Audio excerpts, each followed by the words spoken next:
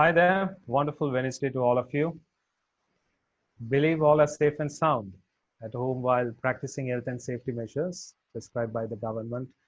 I am Srikantan Jayaraja, board member of SLASSCOM, and this event webinar is sponsored by SLASSCOM. I will be moderating the entire event, and we have some fascinating lineup of speakers and title topics to be discussed with all of you. Our humble and friendly request is to mute yourself to enable a smooth and seamless webinar so all of us can clearly listen to each other and get the content of the entire segment. So today, the objective of this webinar is to provide you the understanding of current status, our actions in the shape of success stories, strategy and way forward for Sri Lankan business process management industry. To remind you with the title, it's COVID-19 crisis and Sri Lanka's business process management industry's response, drifting the curve. You will get more clarity on that in the next few segments. We have speakers to bring in more clarity onto that. Plan is to share our thoughts in the form of discussion. In the end, we can open up questions from the audience to clarify from the distinguished panel. So, getting into the segment, our first speaker of the day is none other than our SLASSCOM chairman, Mr. Ranil Rajapaksa.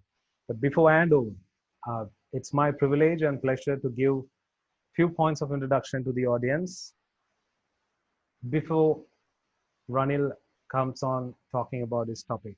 So Ranil is an eminent figure from a leading software development company known as IFS, with over 100 clients using their solutions locally.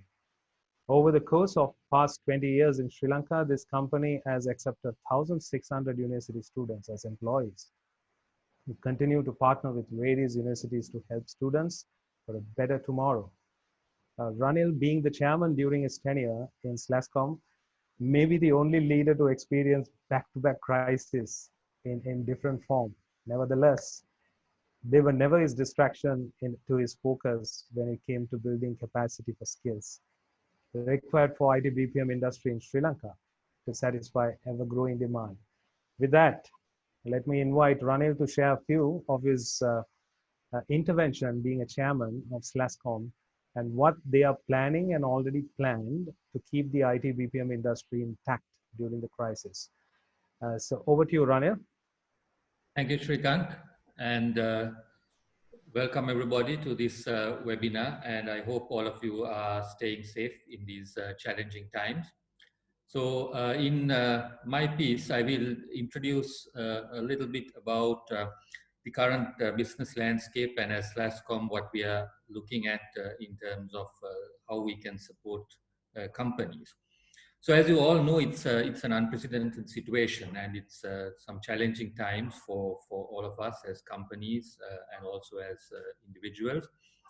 And so a lot of business are going through kind of a difficult time right now in meeting this challenge and also looking at how we can meet the future in terms of the new norm that is in the process of being defined. I wouldn't say it is the new norm is already there, but I think it's been shaped at this point in time. And so how do we sort of get through this? So I mean, I look at this as something like a tunnel, or like, you know, we have been going on a forward march. So if you look at the IT BPM industry in Sri Lanka, the industry has grown quite rapidly, and, you know, we were going on this forward march where we were taking the industry to new heights. Then, of course, in this situation, we have the whole COVID-19 crisis that came upon, not only Sri Lanka, but globally. And so now it's like, you know, we have to, we have this crunch, or we are like, you know, entering a tunnel, or we have entered a tunnel, and we need to sort of go through it. And of course, come out at the end of this tunnel in a way that we can bounce back once we get out of it. So it's about how we can, you know, go through this tunnel. So what do we need to do there to sort of squeeze through this? And of course, you know, we don't know yet how long this tunnel is going to be, but we are all fairly sure that, you know, there is light at the end of the tunnel, and it's we are going to come out of it. So it's also, you know, how we can squeeze through this and also what we do while we are inside this tunnel. So we see challenges, but also I think there are opportunities as well while we are going through these tunnels, which we can start to ponder about and think about and open ourselves to, so that when we come out at the end of this, we are in a position where we can sort of bounce back and spring back into business in the new norm. So I would see that there are, so as I said, there are challenges and well as opportunities. So if you look at SLASSCOM, how are we looking at some of these things? So we're looking at it in terms of sort of 5 different categories: resolve, resilience, return, reimagination, and reform, which are the sort of the 5 pillars, if you would like to say, that we are looking at it. So if you are looking at sort of the first part of it, that is resolve. So that is looking at how companies can address some of the immediate challenges due to COVID-19. So this may be around the immediate challenges around, say, getting about doing business within the current curfew that we are having. So, for example, SLASSCOM worked with the ICTA, for example, in bringing in enabling companies to obtain curfew passes, for example, to get about certain critical business that needs to be done, to be able to visit the offices and so on. So, resolve is more about addressing those immediate challenges faced by the companies, and also, of course, around certain basics around information around the whole aspect of how to manage COVID-19 and some of the different guidelines and so on around it. So there were some webinars before that we organized around some of these things, and also some of the immediate challenges around working from home, for example, because most of us and most of our companies are working from home during this period. So it is about looking at those things and helping companies in terms of knowledge and information, as well as certain actions to be able to get through this period of time. And then, of course, it's also looking at, so when you come to the challenges, obviously, there are challenges around in these difficult business times around cash and cash flow. So how we can help companies in terms of that during this period. So we are working with different agencies and working with lobbying the government also to see how we can address some of these things. So there are different packages that have been announced by the government, but we are looking at also some things more specific to the sector that we want to bring about. And then, of course, it is also not just about these challenges, because these are there, but also I think this is an opportune moment to look at to try to imagine what is the new norm that is going to be shaped in the coming months. So, and put in some thought around that and see how we can actually do certain things in terms of being able to get back into business in this new norm. So Ruindu will talk more around this. But in this aspect, it is about thinking about, say, new opportunities. That could be also things like new markets, new products, things like that. Sort of how to position yourself in this new situation. So looking at those kind of things, then how we can actually leverage the different digital transformation actions within companies to make the companies more efficient, how we can work more with working from home, how can we work more productively and effectively from home. I know everybody is working from home, but how can we make these things better? So these are some of the opportunities that are there, and through these kind of webinars and sessions of information sharing, SLASSCOM is looking at sharing a lot of best practices and also some of the good things that different companies are doing with all of you, so that everybody can benefit and leverage from these things and make use of this knowledge pool that is out there. So this is the first in a series of webinars like that SLASSCOM will be organizing, where we are looking at some of these things that we can share with you, and also looking at also how what sort of policies that need to be changed on the longer term. So that is more working together with the different government agencies and so on to see how we can make it influence or change certain policies in terms of the new way of working. So enabling working from home, enabling more of the gig economy, where we are talking about more of people working on different gigs. So looking at facilitating the different labor laws and maybe tweaking those labor laws to suit those kind of things. So influencing policy is another thing that we are looking at more on a long term in these kind of areas as well. And then also we are looking at a lot about capacity as well. So what we can do in terms of the whole capacity situation as well, because this will be definitely something that will be not something that is going to go on forever, but yes, it will be there for some months. So whether it's going to be 3 months, 4 months, or 6 months is something difficult to predict at this time. But nevertheless, how we can continue to work with capacity, because SLASSCOM has been quite a lot working with capacity over the past years. So we are looking at working together with universities to see how we can continue these programs and look at how we can work with the universities in terms of the graduate output that is coming out. So for example, if you take the universities right now, I mean, there are students who are going to graduate in say September or in the latter part of the year. So what can be, so obviously there is going to be challenges around recruitment because companies would have slowed down recruitment. But so then how can we work with the universities to keep these students occupied, to bring new skills to them, more relevant skills to the industry and relevant skills that will be more important in the emerging new norm.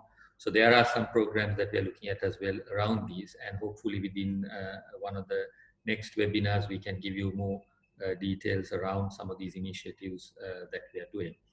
So I think this whole situation is, as I said, it's about going through this tunnel. So we need to do certain things in terms of to meet this challenge.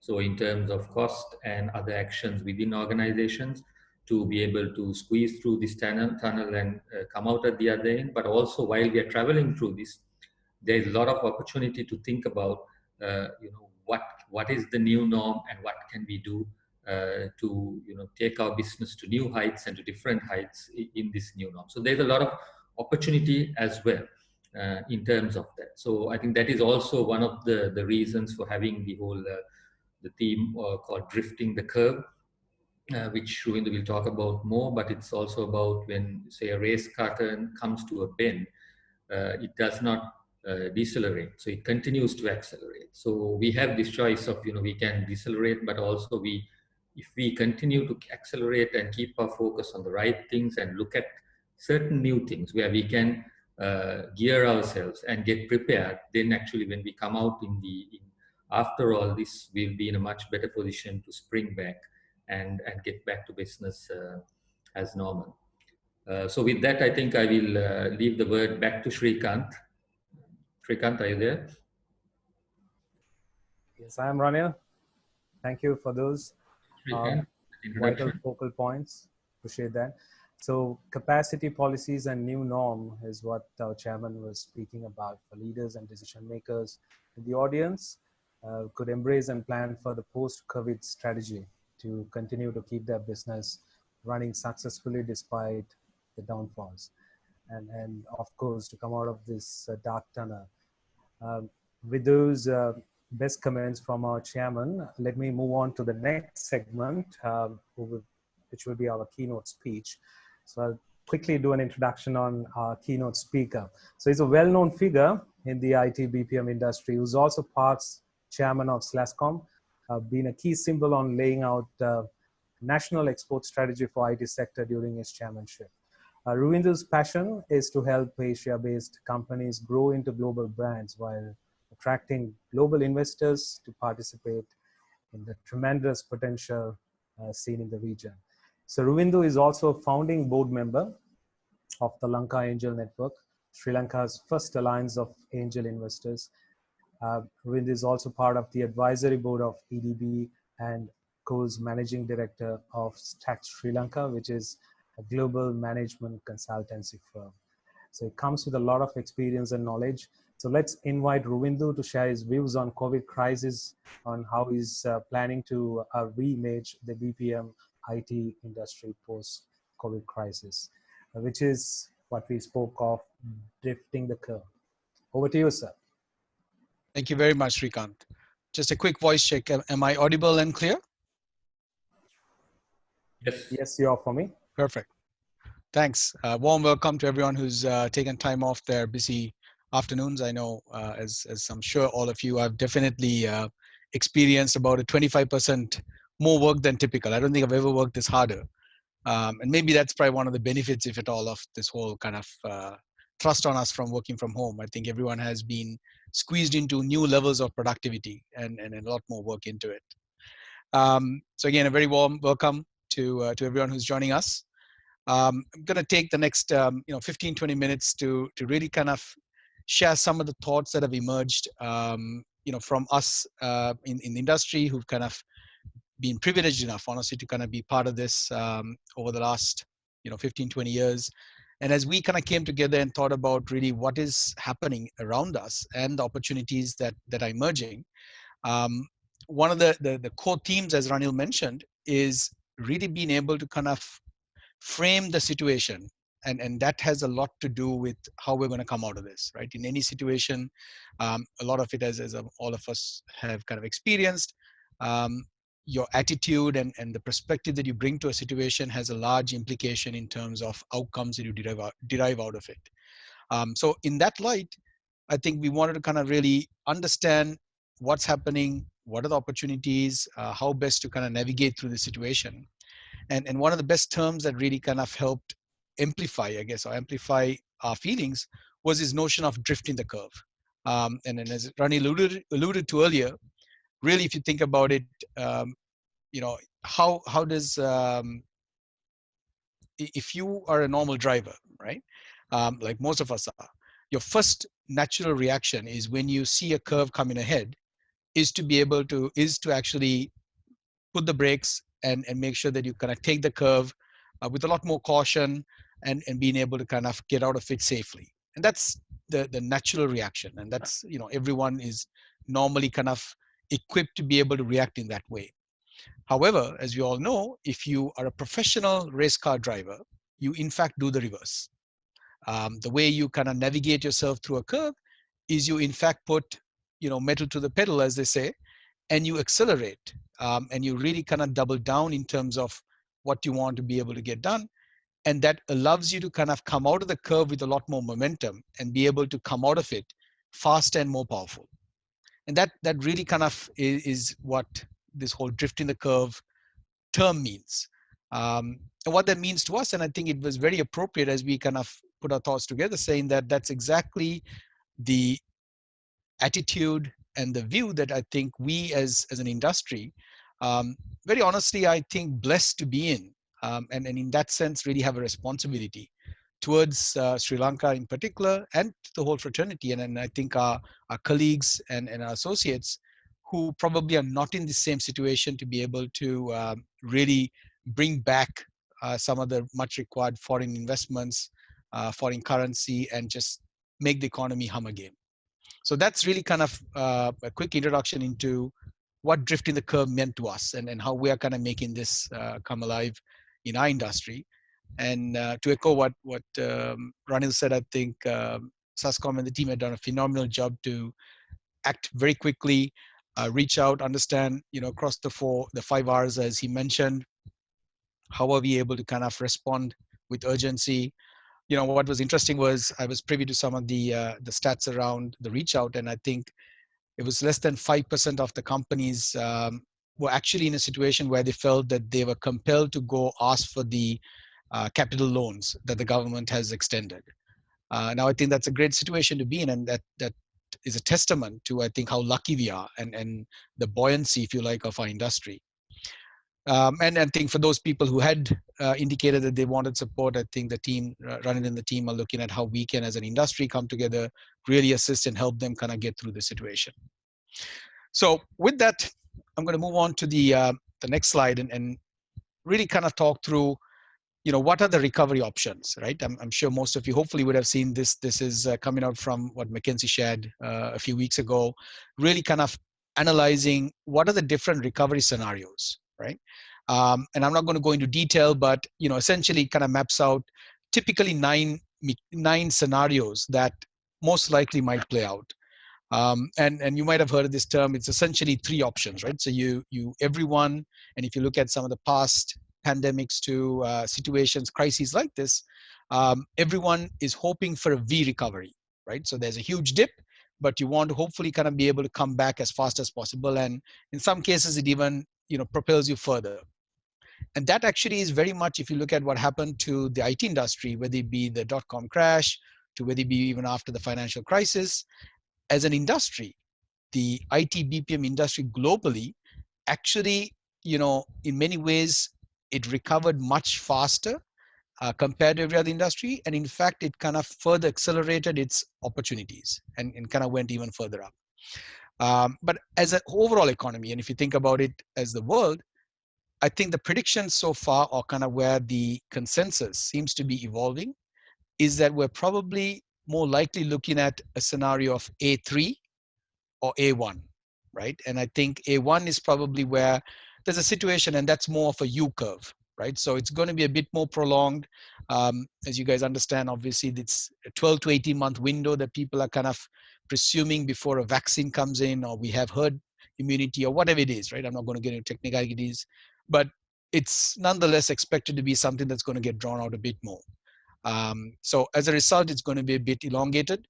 A1 is saying that, you know what, and I'm sure some of you guys would have already seen the whole hammer dance scenario. And I think, as you can see it playing out, a lot of the countries and states in US, as an example, are all experimenting around opening up, but then having to potentially close down again. So there's going to be a bit of a ripple and a need to tap dance around the situation over the next 12 to 18 months. So if you take, and I've just taken the US economy, if you think, given that that's the largest economy and really mimics a lot of kind of what the rest of the world is going to kind of experience. If you map out the two scenarios, two likely scenarios, A3 and A1, as the potential recovery, you're really kind of looking at something that's going to be parallel to what we experienced around the World War II, right? So it's either a -8% or a -13%. Kind of hit is what we're looking at from a US GDP perspective. And that's pretty significant, right? So there's going to be quite a bit of, as you already have, quite a bit of unemployment, a lot of stress on the system. A lot of the markets are going to really kind of have an implication around this fall off that's going to happen. And that's a given, and something that we all need to kind of brace ourselves around. However, I think if you really look at the new normal that's really emerging, the new normal is going to be influenced, honestly, guys, by trends that were already in play. And in fact, I think if anything, what we're going through right now is going to only hit the fast forward button. And you're going to find a lot of these trends: virtualization of events, activities and interactions, automation of processes and services, and focus of customer intimacy and centricity, right? Those three things were anyway emerging and getting a lot of attraction and traction, as all of us have experienced in our own businesses. Really what we are seeing as the new normal emerging in many ways is really going to fast forward a lot of this stuff, right? And that's really good news in the grand scheme. And I want to be sensitive when I say this, because a lot of people are suffering. There's a lot of bad things that are happening. But in many ways, if you really kind of take a step back and look at humanity as to where we are, I don't think we've ever been this equipped technologically to be able to handle a situation like this. And the chances are that, guys, I think in the next few years, there's going to be many more of these that we have to deal with, right? Whether it be pandemics, whether it be about global warming crisis, whether it be about different events happening, there's going to be many more of these things happening. And throughout all of them, I think the fact that as a world and as a humanity, we've really equipped ourselves with the technology and the capability to collaborate globally seamlessly is a very powerful thing. In fact, the only issue that we seem to be having, which is playing out right now, and might be a good thing for that to get shone a light on, is in fact the political immaturity and in how less developed our political structures have been in the world, across different economies, to be able to effectively deal with this, right? And we take this for granted, but I think, if I'm sure you guys have followed this, but everyone consistently, every religion has given way to saying, listen to the scientist this time around. That's very different. If you take the 1918 flu, one of the biggest issues as to why that kind of further propagated was because a lot of people were not equipped or aware of the science and actually didn't have the same belief, and in fact congregated more in churches, in more different religious places, that further exacerbated the problem. Very different this time, right? So we are really equipped where general population, even the religious leaders, have all agreed that, you know what, give way to science and really pay attention to that. So that all kind of, I think, in many ways bodes well for where we are coming from an industry. And particularly for Sri Lanka, I think we've really peaked at the right time. It's a perfect time, and kudos to everyone in the industry. A lot of the guys I see in the audience as well have really been part of this in terms of really narrating and delivering to an amazing story of where we are. Our whole story of being the island of ingenuity, and I'm not going to play this clip here, but I really urge all of you, if you haven't, um, it's a 1 minute clip that was recorded from a sharing session that was done last year at the London Stock Exchange. It was an investor forum where we had over 100 high potential investors being called in to really do a showcase of Sri Lanka's opportunities. And two people in particular really did an amazing job of showcasing their experience of working with Sri Lanka. This is Chris Till, who's the head of consumer services for HSBC. He runs 14 centers across the world, Sri Lanka being one of them. Um, essentially kind of said that out of all 14, Sri Lanka stood out miles ahead in terms of being able to, and interestingly, he called out our cultural adaptability to be very relevant and to be able to really take leaps ahead in terms of what needed to get done. And that was a huge testament. We also had the CIO of the London Stock Exchange give an amazing credit to the Millennium platform that they bought and acquired, and give huge testament to the technical talent and what Sri Lanka has offered for them to be the world's leading stock exchange platform. So the point being is that I think as a country, it's very important that we understand that we've really got a lot of these amazing credentials going in our favor right now. And the world's best people are actually telling our story for us, and it's important for us to leverage that. Now, I also wanted to share some amazing stuff that a lot of our companies have done very well. And in short order, I think there's some great companies that have responded with urgency and meaning. And Stax happens to actually be running the program for the Export Development Board around Island of Ingenuity and being able to promote us in the global arena. And as a result, I have some kind of insights into how this is trending. And it's amazing. I think that the stories of response to COVID, which is a feature that we have on the Island of Ingenuity page, has started taking amazing traction and has really helped us be able to further promote the Island of Ingenuity brand in a very meaningful way, right? And so I want to give a lot of credit to companies that have responded. And I think it's a great example of also the need to always be prepared, right? I think having that sense of healthy paranoia and always being able to be prepped for the eventualities of something going wrong. And in many ways, I think the industry has really stood well to the test. In fact, in terms of how fast we bounced back and how fast many of the companies have been able to adapt. And I'm going to share a few of that in more detail so that hopefully that a lot of the companies get a view of what some of the others are doing, what we've experienced. And I'm sure there's far more amazing stories amongst the same crowd who are attending. And my urge would be is that all of you guys actually share some of those great stories as well to really propagate the Island of Ingenuity story, right? So it's a very easy thing. You can log on to the Island of Ingenuity portal and share your Ingenuity story or how you're responding to COVID. That then kind of makes its way, we gets curated and really helps propel further the country's story. And I think I'm just picking again a few examples. I know there's many more of this happening. But the companies that have also pivoted successfully in this time have also been found tremendous growth in very short order, right? I'm going to just mention two things that I have personal experience in. Microimage with their HCM product, I think very timely. The fact that they had worked ahead of the curve to be able to have a very tight integration with Microsoft Teams was able to, I think, when I spoke to Harsha, in fact, they had planned to do this maybe, I think, 2-3 months later. But given the situation and given that they had already done a lot of the hard yards of getting most of the work done, they were able to unveil the tight integration of their human capital management system with Microsoft Teams. And obviously, as all of us know, Teams has become one of the most used apps and highly kind of integrated and used. They've been able to piggyback on their integration that they have with Teams. So essentially, if you're on Teams, to be able to do your recording of attendance, to being able to tie into your human capital management system, it's a very natural language process of typing on Teams to be able to interact with your human capital management. So that the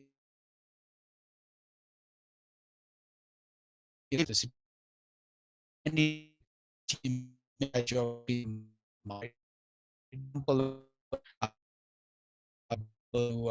very fast, and that's not necessarily a pivot, but really kind of accelerate opportunity to be able to take advantage of that. Another quick one that I wanted to call out was, I think Kelsey, quickly kind of set up a separate section on the page and really kind of bought into this whole need in America for a lot of the businesses that hadn't gone online, right? So the typical suspects were companies that were more along the journey of digitization and helping them kind of co-invent new solutions, but realize that, hey, you know what? Right now, the opportunity is to kind of go to the companies that actually haven't thought of going digital and are now forced into that given the necessities. And I saw this come up like within weeks where they set up a whole different page and a very different communication strategy and a relevance to not so technologically advanced companies to be able to interact with Kelsey and be able to customize and help getting their physical stores onto digital platforms, right? So great examples of, I think, reacting fast and taking advantage. I also wanted to share a bit, kind of what our personal experience has been from a Stacks perspective. And we've had to kind of really adapt fast and has served us well personally as a company to be able to really be relevant and in fact have a lot more work coming our way in the last few weeks. So our typical business, a large part of what we help is with mergers and acquisitions and then doing due diligence around those activities. And as you can imagine, obviously with a lot of the uncertainty and a lot of what's happening right now, a lot of that market has kind of dried down a bit, right? So there's a slowness in terms of activity around acquisitions and mergers, which has a natural knock-on effect on our typical book of business. However, what we found was the private equity firms and these funds that had already, they started putting their attention onto investments that they already had within their portfolios and was getting very hands-on.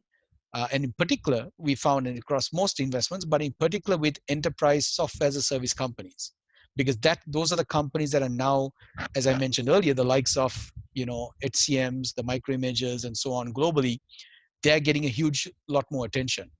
So we've been able to quickly pivot and make sure that we've been very relevant for those clients and have shifted a lot of our work to be able to support these companies around really understanding their competitive situation compared to the portfolio companies, how are their other competitors responding to COVID, giving them assessment of that, really getting into targeted customer spending, doing analysis around what their hit list is, and being very targeted to chase after new opportunities in this new situation, right? So it's been a personal experience for us as well of being able to quickly adapt and then be relevant to the new normals that are emerging.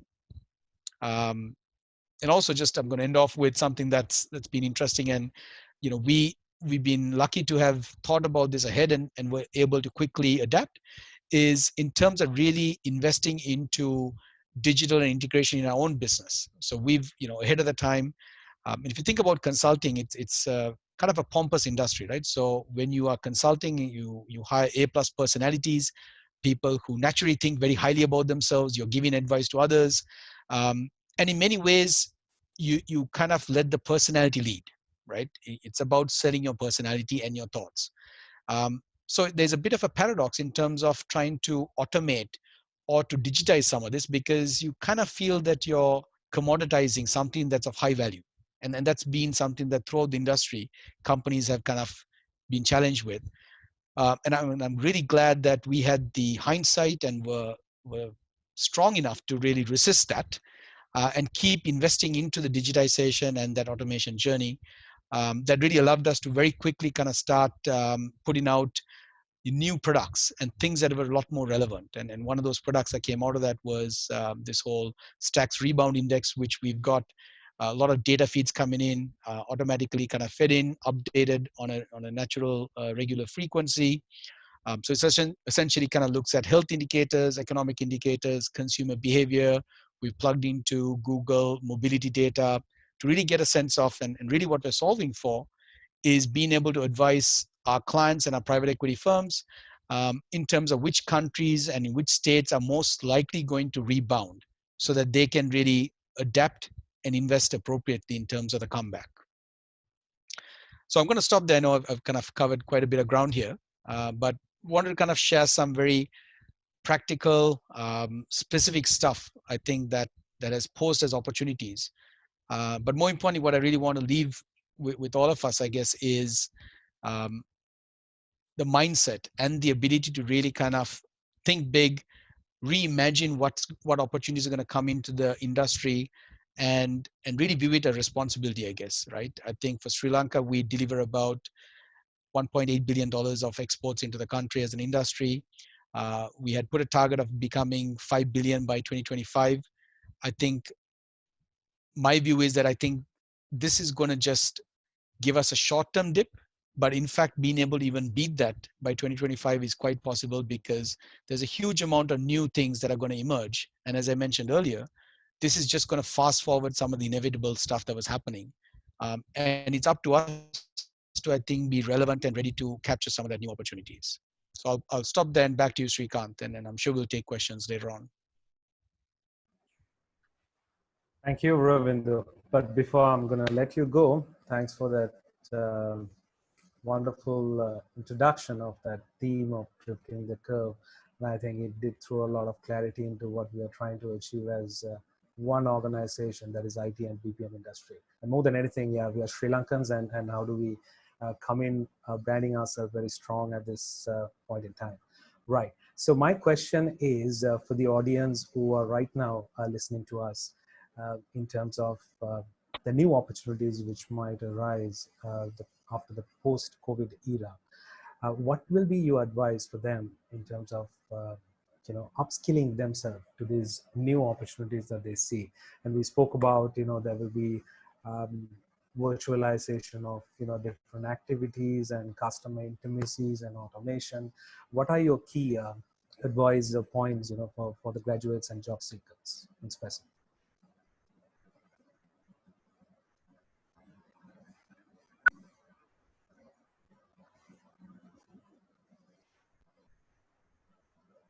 Rovindo? Sure. So I think, one of the first things that I think as an industry that we're also looking at is, take a simple thing around what we're doing as working at from home, right? In many ways, we're now kind of pondering, and I'm sure most of you guys are, the whole real estate requirement that we had, right? I know for sure, we are now taking a view saying that we will double our headcount without increasing a single square foot, right? We're going to really kind of work on the model of when curfew goes away, when everything comes back normal, our next 3 years, as we kind of double our headcount, we're not going to increase our real estate or our footprint in terms of what we have to do.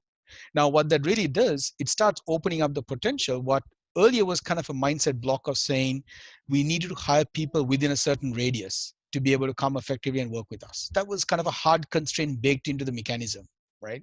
Now, all of a sudden, this has forced us, and it's crazy because we were the industry that drove that. And then in hindsight, to think about it, because we do work for companies that are 8,000, 10,000 kilometers away from where we are anyway, we should be able to deliver work in that same way. So that's going to, I think the opportunity to answer a question is going to be participation of rural Sri Lanka, right? And being able to kind of extend our reach of amazing talent and be able to pick up people who don't necessarily have to be within Colombo or have to be willing to come and stay in Colombo. So to me, that's a huge opportunity that's emerging. And we need to kind of make sure that we extend and get everyone participating in this amazing industry. Thank you, Rovinder. I think the audience might have questions and we will come back to you later. Right, so appreciate the inputs from your end. So moving on to the next segment will be our panel discussion. So to set the stage of our panel discussion, I'll just give you a background as Rovindu and Ranil have already kind of touched base on that. So the crisis of COVID-19 is basically having twin direct impact to lives and livelihood, as said by McKinsey, which is simply described as health and safety of public and the economy that we are part of. So while many countries and organizations are exploring methods for near-term survival, others are peering through the fog of uncertainty. Thinking about how to position themselves once the crisis has been passed and things return to normal, the question, which was spoken before as well, is what will be the new normal look like? While no one can say how the crisis will last, what we can find ourselves on the other side of the tunnel will not look like the normal of the recent years, of course. So therefore, our conversation today with the panel members will be simply to narrow it down to the BPM industry, as they are coming from, to understand few success stories of how business leaders across the organizations are planning their near-term survival and riding the waves of uncertainty. So the topics that we have chosen below, based on the BCG's crisis response checklist, will be primarily the health and safety of employees, which will cover the actions like how do we reduce the risk of transmission for employees? And how do we kind of reduce the stress and boost morale for the employees to engage with the organization? And secondly, we will also speak about the business strength, which will cover managing the client base and how do we manage the supply chain as such to continue to run the business successfully. So we might speak about, few bounce back scenarios that was already identified by the organization. And thirdly, the financial stability, as Rovindu also kind of touched base, managing the working capital as well as the cash flow and cost arbitrage during these trying times. How do companies kind of come around and manage that piece of financial stability? And finally, yes, we all have been waiting for, will be embracing the uncertainty, the new norm, the new business model. Let's hear it from the panel. So before I throw the questions to the panel, let me just quickly introduce my three panel members for the day.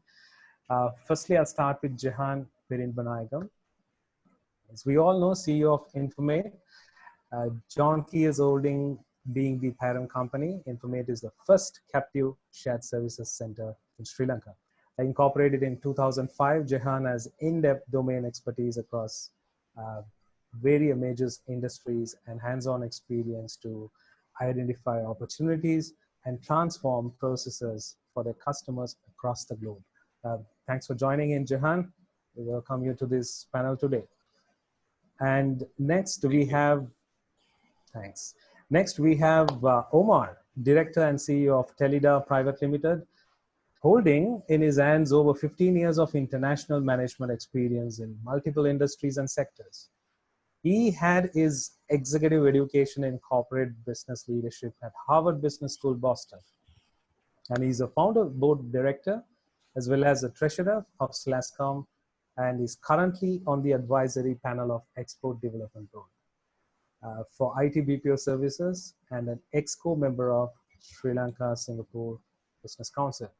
You might be a busy person, Omar. Thanks for joining in and for your time today. Thank you. And last but not least, our own Rohit Pradeep from Sachs Global, which is part of the, he's also part of the panel, where his company is specialized into software development, finance and accounting services, and data science, who is also a passionate person about technology and look for opportunities to disrupt the industries he works in.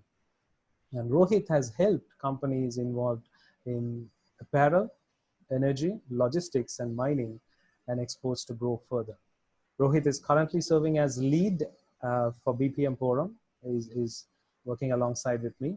in SLASSCOM to continue to offer his expertise and services across the Sri Lankan IT BPM industry. So we have three eminent members, and welcome Rohit to this panel. Thanks for joining in.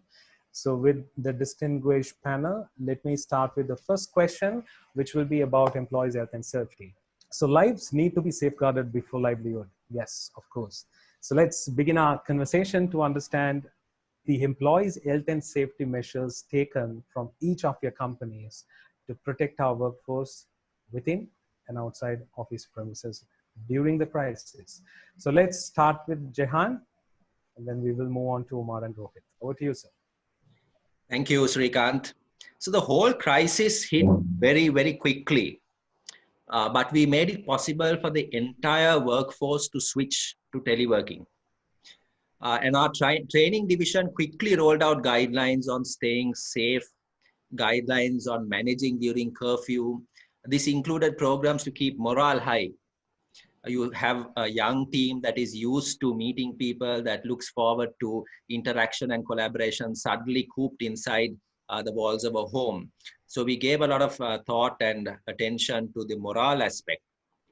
Also, practical guidelines on procurement, where best to source your daily needs, awareness on cyber security, and keeping the communication going on a regular basis. So that was our immediate response. Over the next few weeks, in terms of keeping our staff safe, as people start to return to work, and as we see some of the restrictions being lifted, I think how we manage this is key. So some of the measures that we are looking at over the next few weeks is continuing with teleworking for the majority of the staff. Even though some of the restrictions may be lifted, we will continue with teleworking. We will also have procedures to clean and disinfect our premises, and all the basic precautions, hand sanitizers at every entry point, guidelines on social distancing, additional cleaning routines, and guidelines on document receipt. So when you handle documents, how to ensure that these people handling are kept safe, make masks available where necessary, and also temperature checks at entry point. So these are some of the specific and practical measures that we are looking to implement over the coming weeks. So I think we handled the first part of the crisis well, and I think the IT BPM industry overall has handled the first part of the crisis well, quickly migrating to teleworking and thereby keeping it safe. And we shouldn't take it for granted, because I understand the industry in some of the leading BPO providers like India are still struggling with this. And in fact, the country has had to make this an essential service because the whole idea of teleworking is not really working that well. But in Sri Lanka, I think we've done very well. The first part. Second part is going to be key over the next few weeks. Thank you. Thank you, Jehan. So I will move on to Omar to listen to his inputs. Yeah, I think as Jehan mentioned, it is very, very important that we look after the employees, because they are our, main source of revenue or the delivery. We don't have stocks in BP organizations. It's the human resource. So we have to do everything to make sure that they are safe. So looking at it from our company's perspective, we have said that we are in no hurry to start work.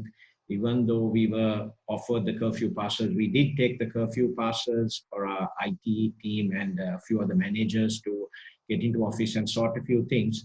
But at this stage, it's 100% work from home, because it's happening successfully. And I think we will continue that until we are very sure that this pandemic has come to a certain level and it's safe for the staff to come back to office. I also share all the thoughts that Jehan said, like hand sanitizers at entry point and at every point that they go out and come in, having temperature checks, staff being educated on just more than the safety of what sort of things can happen if they contract it, or if one of their family members contract it, because then they will still lose. Another point that I think all our companies have to be very careful is if one of the staff get it while working in office, you have a possibility of the entire office being taken to quarantine. So which means the performance can get affected very badly. So that is why we have to be very sure before getting the teams into office that, you know, we are capable of managing. And in some places, having A teams and B teams, because if somebody does contract the virus, or somebody in their home contracts the virus, or their neighbors, then maybe the entire team has to stay at home and the second team needs to come in. So there is a bit of planning that has to happen there also. So these are a few of the measures that, you know, I think that as BPM companies, we need to think of in addition to the standard safety procedures that we would offer our staff. Thanks, Omar. I like the fact about the A and B team to make sure that you know, the company's service delivery does not get an impact. At the same time, considering the safety of employees, even if the A team kind of get contagious into the virus, the B team is still safer, and you will have enough time to kind of yeah, because here it's not only the not the A team. It doesn't need to be the A team. It can be somebody in the A team's family at home, which will still affect all the others. So that's just a bit of planning in terms of the key areas that, you know, companies will have to look into. And not only the BPM units, I think across all industries, that's an important thing. Absolutely, absolutely. Thanks for that. Rohit, do you want to take a stab at it? Yes, as the other two distinguished panel members said, that, you know, our team is our priority and people, so they're our source of strength. So it's of utmost importance that we look after the well-being first and foremost. As with most BPM companies, there wasn't much notice given. So while we were, you know, quick to immediately deploy our AI team, our software team, and our finance and accounting team, our main challenge was actually our contact center team. So we service a telco in the country, and as telco was categorized as an essential service, it was a challenge to actually keep them at office. The reason we had to keep them at office is because our client was refusing to extend the system to the homes of our employees because of very data sensitive information. So, and they were refusing to kind of compromise on that. So within a few hours, we had to, you know, very quickly get the hand sanitizers, put impromptu guidelines, get the thermometer check, get entry and exit guidelines very quickly, organize transport, organize curfew, passes, all of that. It was quite a stressful period, but we managed to kind of set that up and very quickly also deploy the PCs home for this team, because as part of our contract, we had to have a second, you know, BCP center. But in this scenario, the virus knows no boundaries. So even if we had a second BCP center, one guy falls sick there, the whole team comes down. So we actually initiated, you know, conversation with the client about a week before everything came coming down. But because they were a big organization, it was very, they were very slow to make their decision.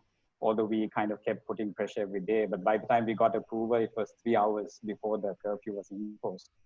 So hats off to our team to kind of getting all those in place very quickly.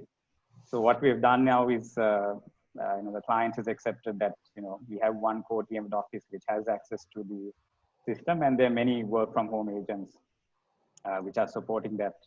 And of course, you know, in the beginning, they were trying to convince us to try and maintain original SLA levels. But yeah, with much convincing, we had to kind of explain to them the seriousness of the situation. And they slowly understood and sort of embraced the challenges that we were facing.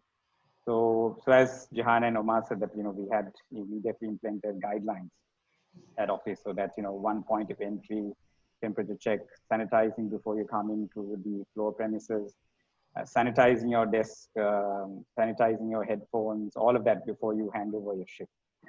So yeah, so far we're slowly getting back on track in terms of SLAs, but not there fully. But yeah, it's been a challenge, but we managed to kind of overcome it.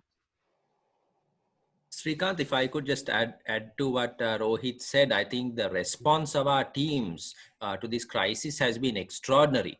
and they have really stepped up to the occasion and showed a lot of courage, a lot of commitment, and ensured uninterrupted work for all our customers. And overall, our customers have been very appreciative and very impressed how we as Sri Lankan BPM companies have responded. And we have had so many thank you notes from them saying, you know, thank you guys for keeping the lights on for us, because it's also a service that we are performing to help them at a crucial time. Also, Ruindu mentioned about rural participation. Now, we are a company which has 3 rural centers in different parts of the country. And we took measures for them also to work from home. We have a center in Sinigama, in Jaffna, in Mahavilachia. So mostly they were able to transport their machines home and work from the comfort and safety of their home.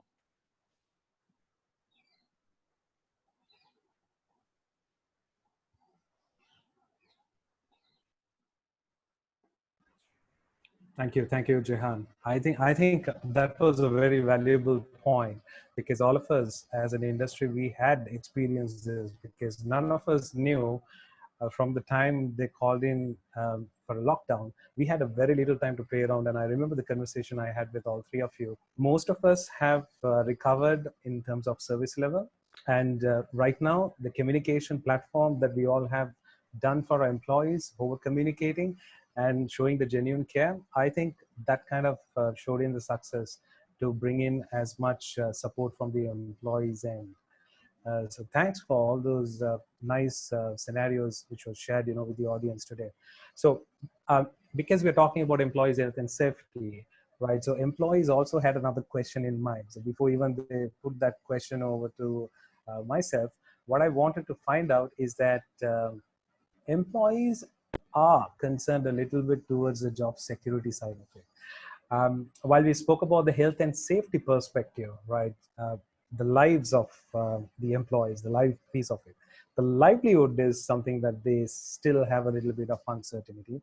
Would you like to add anything towards that end of giving, you know, a feedback to the employees, whoever is listening to?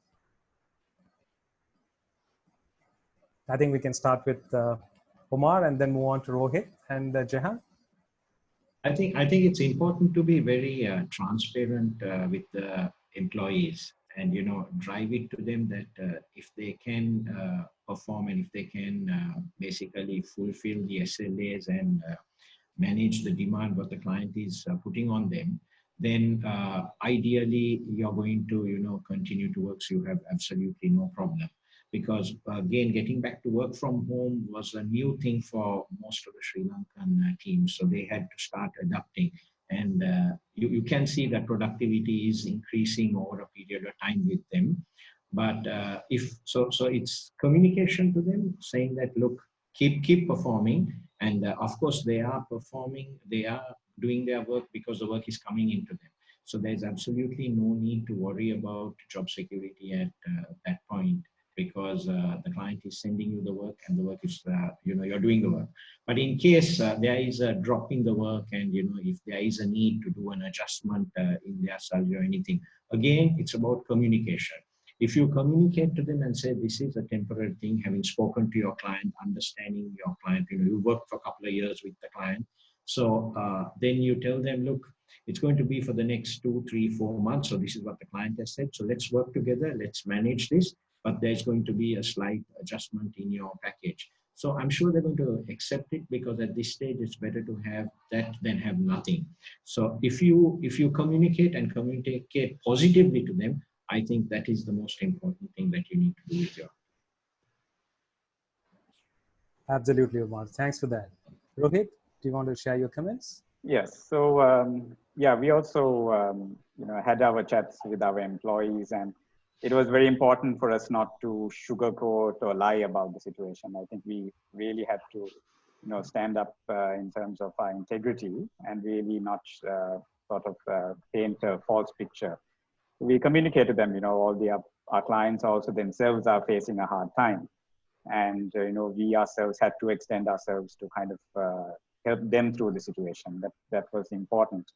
If we don't help them, then our business basically fails. So we, mutually all, before some of the clients even asked, we also reached out and told them, look, here's a discount, or here's some extension on payments and all of that. And of course, they were about to talk to us about those things. And in some cases, we initiated it. So that was one thing. And basically, be clear to the employees, our second priority was basically to ensure that we keep our jobs. So all of us mutually took a cut. The highest, seniority in the company took the largest cut, and everybody took their mutual cuts. And the message was, let's take this cut together so we can help each other keep our jobs over here. So a lot of employees took it quite positively. They understood that we're doing our best to keep them. And at the same time, they're all also going out of their way to help clients as well. We help them kind of empathize with the clients, saying, look, our clients are going through a tough time. So it's very important that you really step up to help them, because these are the times they're going to remember you. How you went out of your way, what are the solutions you gave them, how you really went over and above your SLAs to help them. So we've seen, as Omar said, an increase in productivity. I'm seeing messages at 1 in the morning, 2 in the morning from employees, in chat groups with clients. So it's really heartwarming to see that. But at the same time, we also have to help them manage the stress. So it's not only helping them manage the work stress, but it's also their personal stress, because a lot of these guys are young. They've never been through something like this before. So even in our, reaching out to employees, it was also advising them on a very personal level. Everything from finances. Really save it for a rainy day, because we don't know where this is going to end. So a lot of these guys don't have the maturity, so they are scared. They're in a very fearful state. But it's important to kind of give them that advice as being the seniors in the company, to help them manage themselves emotionally as well. So we all told our SBU leaders also, while you're being tough, but at the same time also be gentle with them in what they are going through, because it's a difficult time. So how do you help them manage through this is important. Absolutely. Transparent and engaging the organization at any given point will give us and reap us a lot of benefits. And I think that's what we have done. Thanks for that. Jehan, do you have anything to add? Not much. I echo the sentiments that Omar and Rohit also expressed about being open, transparent, and communicating and being realistic. And every effort should be taken by us as leadership to be prudent, to ensure the survival and the sustainability of the company. And as Omar rightly said, if we can preserve jobs, that would be the priority. So if it means taking some hard calls at this stage, which could be prudent and could save jobs 3 to 4 months later, those hard calls should be taken now. The priority should be to try to retain every job. So we've also taken some proactive measures prudently. It's not only across Informate, but across the wider JKH group. But these were taken with a lot of foresight, looking at worst case scenarios, because as we've been talking about, it's a lot of unknowns. And the objective is that we safeguard as many jobs as possible. Thanks. Thank you, Jehan. So while we move on, we have 20 more minutes in this webinar. So we're asking the group audience to post any questions you may have on the topics that we are planning to discuss. We already have a question which has come in, so I will just read that to the panel and we can answer that. So while work from home is not a new concept for IT BPM, it's fairly a new concept to Sri Lanka overall. And SLASSCOM is working with the legal system to change the regulations to accommodate work from home as a norm in future, changes to the regulation, contracts, etc. So I guess mostly what they would like to hear is, do we try to kind of work with the government and the legal system to see what can be done in future to accommodate work from home similar to the other European and US, because they have already been doing it for some time. Who would like to take a stab at it? Yeah, to a certain extent, we already practice it, not giving a whole week off to employees, but we do give the 1 day a week off to certain teams, like the software team and the AI team, if they want to stay at home and they feel that they need their quiet time to work on more assignments that require a lot of thinking. We do give them the freedom. So there is, but we have not really introduced it as a formal policy in the company. So in the last 2 to 3 weeks, all the leaders have been saying that they've been far more productive at home. They're saving 1 or 2 hours of commute a week to office, and you add all that up, that's pretty much, you know, full working day. So there have been immense gains in productivity. So all of them have been saying, let's take this a bit seriously as to how we can really accommodate work from home. And so we're closely, not closely, basically seeing if we can introduce that as a formal policy at office, where they have clear guidelines on how they can take work from home, the limitations of that, and all of that is what we are discussing at the moment. Srikanth? Absolutely. Yeah. Yeah, Ravinder, go on.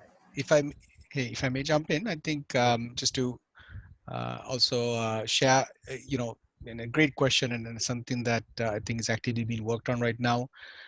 In fact, I think, we and I mentioned earlier that we peaked at the right time. I think another advantage that we couldn't have asked for a better situation is to have a president who's a product of the industry. So there's a lot of context understanding and relevance kind of embedded into our political structure, which is great. And to that extent, I think we've got direct ear. There's in fact weekly meetings set up on the request of the government to really kind of be able to address some of these needs and to be able to help navigate through some of these, as pointed out, changes and adaptations, I guess, that need to happen, right? And then I think it's a great point. I think it's important for all of us to lead the way in terms of modeling what those policies, reforms should be. And I think overall, as I mentioned earlier, I think we're going through a situation where, the contracts that we've had between employees and employers are going to radically change. And this is going to just fast forward that, right? Around contracts is one obvious thing. It's around how do you deal with people kind of saying, hey, I'm going to come in for 3 days of the week and then not work for 2 days. I think that will be a norm, right? And we kind of view that as an exception right now, but this is going to really kind of put a lot of that to the test and figure out how do we deal with that from our regulatory perspective in terms of compensation, in terms of EPF, ETF, does that then entail that, the administrative burden around that? So a lot of those, I think, will have to get ironed out. So long answer, but I think there's no clear cut. Yes, we have it defined, but we've got the year. And then I think what I'd urge everyone to do is to kind of do two things. One is make sure that as leaders, we kind of navigate this new normal and those kind of contracts with sensitivity, so that all it takes is one bad apple for the whole industry to kind of then get tarnished, if you like, with a certain label. So it's very important, I think, that we all kind of be prudent in terms of how we exercise some of these new things that we're testing out, right? And then I think bubble up some of those thoughts, ideas, suggestions. And I think this forum's a great mechanism to be able to do that through the BPM forum or SLASSCOM or any other means that we have, so that there is then collective voice as an industry that we can then take and say, hey, here are the top 3 things that we need to be addressed in the next 6 months, and then kind of move along as we do this. Thanks, Ravinder. I think that sums up pretty well in terms of what the person was looking for as an answer. And I do remember, even while I was speaking to Omar, you just mentioned the work from home method is actually providing him more productivity than how they do it usually otherwise. So I guess, as you rightly said, all of us in this industry might have to come up with our success stories, lessons learned, and take those case studies, and we go as one face to the government and the right authorities to make our requests to see what kind of changes need to be brought in terms of legal framework, labor regulations, etc. So that was a very good question. Thank you. I have one more question, but I think it was already asked and been addressed by the panelist. That is, work from home would also help us to innovate. Can we pitch the success stories, these to bring in more jobs to Colombo, as work from home will become the new norm going forward? Absolutely. I think that piece was also covered as we continue to talk about the success stories, similar to what Ravinder was speaking about in his presentation. Not one Kelsey, we need to bring in all the companies' success stories, put more into it, and bring that education and awareness to the rest of the industry so everybody will follow.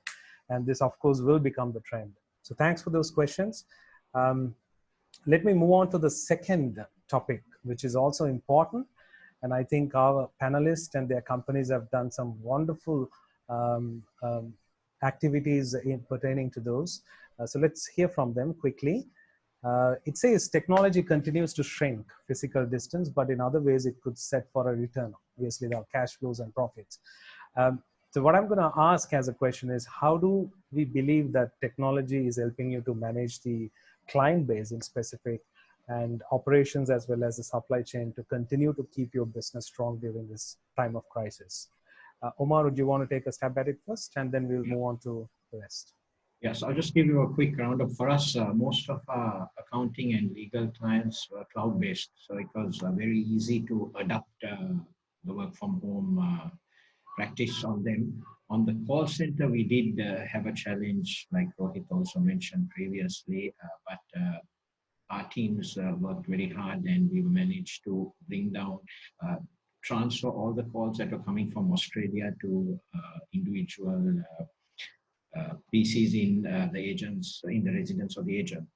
So I think this brought about a new thing to say, look, how does it shrink the supply chain? Is we have now, we're not restricted to recruiting only from a radius of 15 kilometers in Colombo because of the transport, because we had to provide transport for 24/7 operations.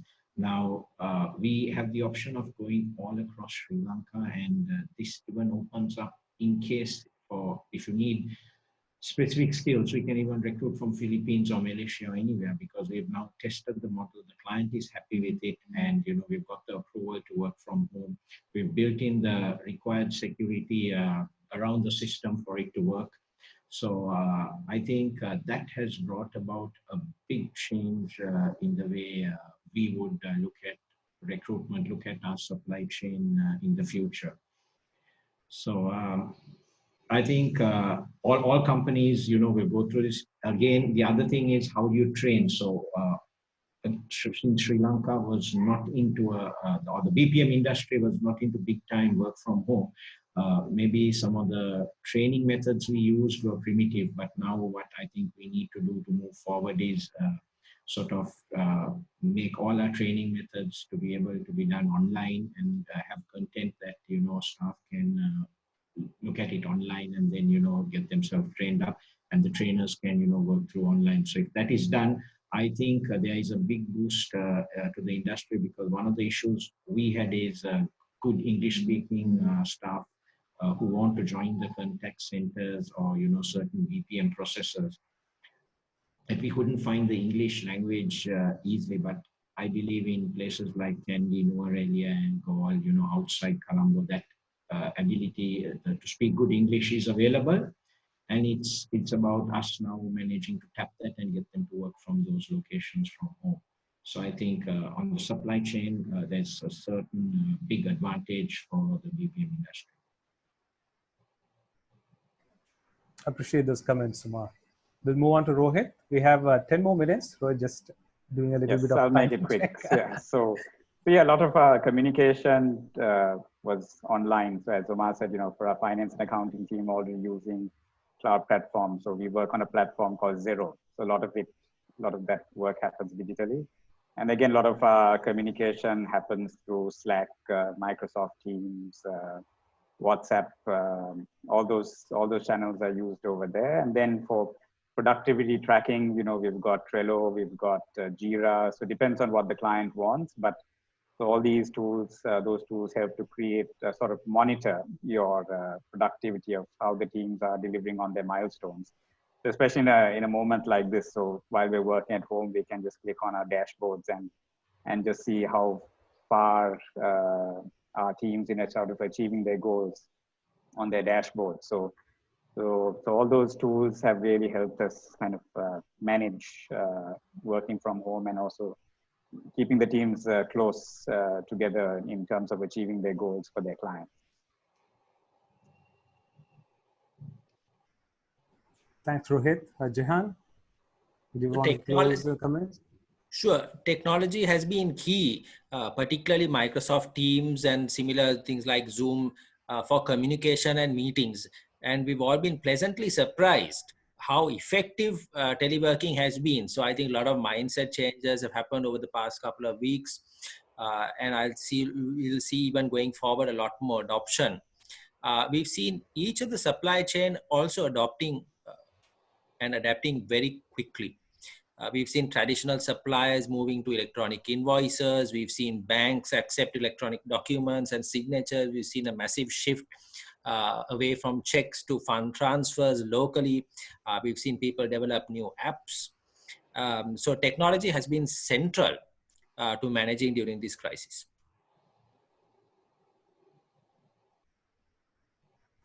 Thank you for those comments, Jehan. And everyone, right, so we have a few more questions. I'll try to read it across, revolving around the other questions that we had initially. But this is in specific to managing the staff. How do you manage the staff in situations as such? They are also mentally stressed, can't push harder, can't expect the same level of service. Also, how do you manage hiring and training if some employees leave at this time? That's virtual hiring and recruiting that they're speaking about. I think we had that conversation in the morning. Would you want to take it? I think this is open to all. Anyone would like to take a stab at it? Yeah, for a contact center business, our client was typically always wanting whoever recruited or to be recruited to report to their center and then get quizzed and also get taken through the evaluation test. But as circumstances have changed, they were very quick to going online and doing their assessments online. And the second part of it was, of course, they were also accepting of doing the training online. So typically what we have is our in-classroom sessions of, 10-day sessions coming in, training throughout the day. But now the client is also kind of welcoming of doing the entire training session online. There's still one part where there's system training, which is a bit of a challenge to do online, but we're trying to figure out ways around it. So yeah, but of course it's with permission of the client that we've been able to adopt it. So it's, discussing with them. Sometimes they're a bit fixed in their mindset. So I think it's, sometimes it requires us to kind of nudge them and push them to explore new ways of doing it. So because sometimes they're very, very, very fixed, but sometimes it's not their fault because they also have very strict company policies that they need to follow. So they've got to go back to their management and figure that piece out. So on the other part of it, which is the employee stress, where we've seen the highest stress is in the contact center again, especially the people who've got to come to the office. So given we've seen the recent exponentially high growth of infections over the course of the week, we've been increasingly hearing, complaints from parents and employees themselves, having to come in. So while we have to put a bit of pressure because it's an essential service, we don't push too much either. We have to kind of be accommodating and understanding that, it's a very valid concern that they have. Although we do take all our measures in office to try and abate the situation, we don't force them. It's their choice. So basically, we manage it that way. Absolutely. And personally, I feel we are in touch with employees more than ever because we used to call them, be on Hangouts. I think we are seeing them most often. So they continue to open up and talk about their challenges while working from home. I think various things like Omar and Jehan also, when we had a conversation, it's while we listen to them, we also give them opportunities to do different shift and timing within the day, which will help them to give us more productivity of what we are looking at. So it's a win-win on both ends. So of course, to answer to your question, it's understanding the employee and not pushing them, but they give us what is needed instead of just following up. They do it for us. So it's an understanding and open communication we have. And with the next 6 minutes, let me take one more question, and then I'm going to ask the panel to give their last, inputs for the job seekers and graduates, because that's what mostly people have, that anxiety on top of the COVID, which is also kind of boiling it down to the livelihood. So let me put this quickly. This is from Shalini. when teams were working from office, the managers, the HR teams knew the pulse of the people. We managed to sense a resignation mostly months away. While work from home is a very welcomed initiative, would this not impose a great challenge to HR teams and managers when it comes to knowing your team? What are the initiatives HR can do to close this possible gap? Jehan, do you want to kind of No, answer correct. this? I fully agree with those sentiments because it's an unknown. It's still early days to see how effectively it goes. And HR teams will have these difficulties where they are not able to really have those face-to-face discussions to get the feel. And the employees themselves, I think the large part of coming to work is the whole camaraderie, you know, the friendship, the bonds, links that you build. So we are in uncharted territory, and I think time will tell. So definitely I see once things come back, while there may be increasing use of home working, I think the employees themselves will like a mix. So we may not go into a complete teleworking situation for some of the reasons that you mentioned. So there is no silver bullet for HR. I think the common sense things of regular communication, of having those one-on-one discussions, of addressing concerns as they come up, maybe bringing in external resource people, even counselors, of motivational speakers to regularly address the teams. Those are things that we are looking at. Having regular communications through different media, through email communications, through newsletters, town halls. Today we had one in our group which our chairman addressed all the senior teams. So we've got to use a variety of tools really. So the message is communicate, communicate, and communicate. I love that. Communication and using variety of technology available around us. Obviously, that has given a lot of response, positive response to many of the companies who are part of any industry. It could be IT and FMCG or anything. Right. So, Umar, would you want to add a little bit to what Jehan mentioned?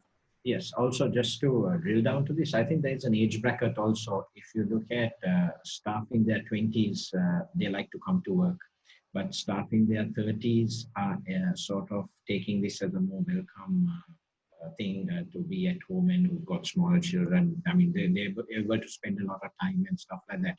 But the general norm is now everybody wants to come to work. So because they say when in our meetings, when I said, look, you're not in a hurry, everybody was saying, no, we are in a hurry to come.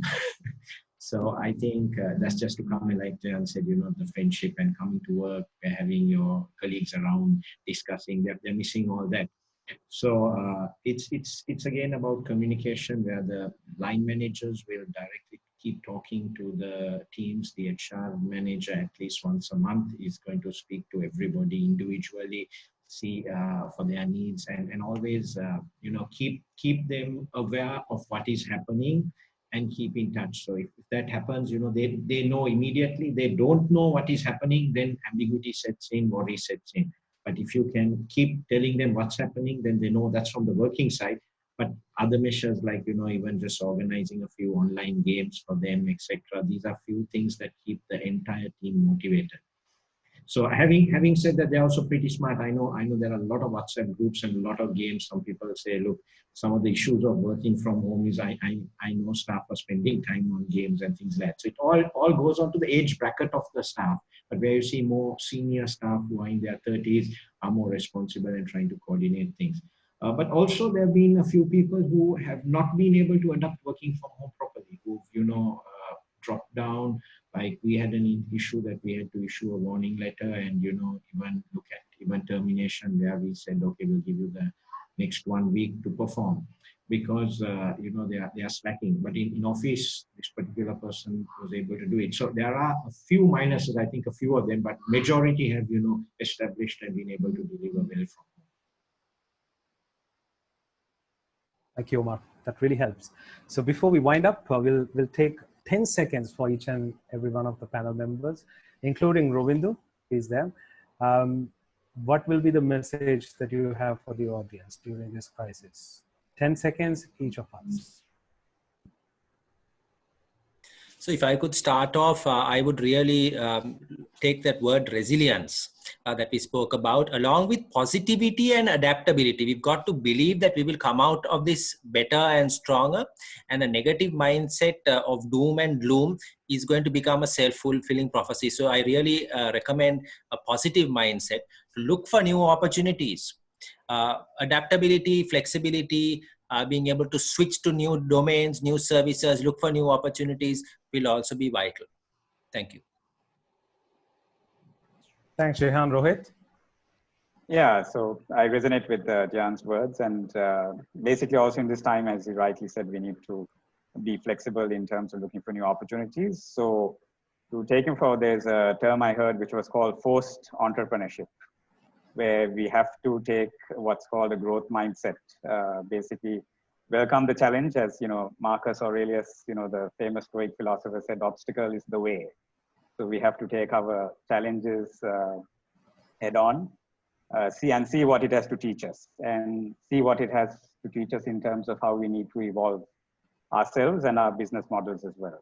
So, and it's also the quickest that will, not necessarily the fittest, but the quickest, I think, who are going to come out of this unscathed. Thank you, Rohit. That's all I had to say.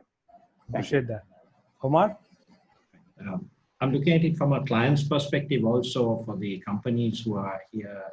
I think it's very important to retain your clients at all costs, because in the future it can be difficult to acquire new ones. So retaining them is, communicating with them, renegotiating with them, understanding their problem, making them understand your issues, coming to a consensus. If needed, having positive cash flow is very important at this stage. So it's not profit, but the cash flow coming in. So I think having new agreements, even for payments, saying, look, maybe we know we are losing money. We know we are coming to a point that, we have renegotiated the amounts or the cost for deliveries, but on the payment term to say, look, can we stick to that? Because companies will need positive cash to keep moving. So that's another thing that I think I would say is, renegotiate that and make sure that you're getting paid. No harm if you're getting less, but make sure still that you're getting paid. Absolutely. Thanks for that, Omar. Ruvindo, would you want to add your final comments to this webinar? Sure. Yeah. I mean, for me, I think it's reimagine in one word. I think this is thrust upon us. But I think while we kind of deal with the immediacy of what needs to get done, we have to, I think this, the need of having to be ambidextrous, right? You need to be able to run and reinvent both at the same time. And then that's ever more real today. And I think that's really going to differentiate the pack in the next few months, right? Those who are able to do both very effectively, do everything that we discussed in this in terms of making sure we run effectively on the immediacy of what's in front of us, but that can't be at the cost of not reinventing, right? So you have to be able to reinvent and reimagine, and then those that actually drive that and kind of project out what the new normal is going to be and actually create that are going to be the winners. And I would argue that there's no one better equipped, and in many ways, no one more responsible or who that responsibility should be taken on than this industry. We've been blessed and lucky enough. I always kind of look for gratitude as a means of managing my own stress. Every time I feel kind of out of whack, I only have to kind of think about those who are far less fortunate than I am. And I think that's true for the whole industry. So I really view it as a responsibility of what we all have to do for this country to, my famous thing is Sri Lanka at 100, right? When we achieve 100 years of independence, wasn't any of our faults to be born into a developing country, but if we die into one, that's our fault. This industry can change that. Absolutely. We are in total agreement with that, Ravinder. And that's drifting the curve, and we are a little bit over time. So we're going to call it a close for today's webinar. But the good news is we have multiple other webinars, and we will get speakers. We'll continue to share the knowledge and experiences that we have been through during the crisis to help everyone around us within the industry and even outside the industry to make sure that we reap the benefits. So every crisis comes with an opportunity. And all of our speakers today has given enough and more information and evidence and their personal life and their official life to prove that it could be something that we can benefit out of it. So virtualization and automation and customer intimacy, something Ravinder spoke about, the key things that we may have to focus as we come through the end of the tunnel to the post-COVID era to bring our businesses to evolve. And the need of branding ourselves, we need support from all of you to bring in your success stories and your comments and your critical feedback. No matter what it could be, constructive feedback, any support that you need, please partner with us. And as Ravinder also finally mentioned, yes, gratitude, and all our speakers, as they mentioned, open, be transparent to employees, to our clients, and show them the right way. That will be the great benefit that they can see from Sri Lanka as a country, and we all can win together all at once. So with that, I'm going to close this webinar, thanking all the speakers who's been with us today. Thank you, each and everyone, Humar, Rohit, Thank you. and Jehan and Ravinder. And thank you to all the audience for being part of this webinar today. We will meet soon. We will come up with more interesting topics and discussion points. If you have comments, please do write to us. Thank you so much. Have a wonderful evening. Bye-bye. Thank you. Thank you, everyone. Thank you. Goodbye. Bye.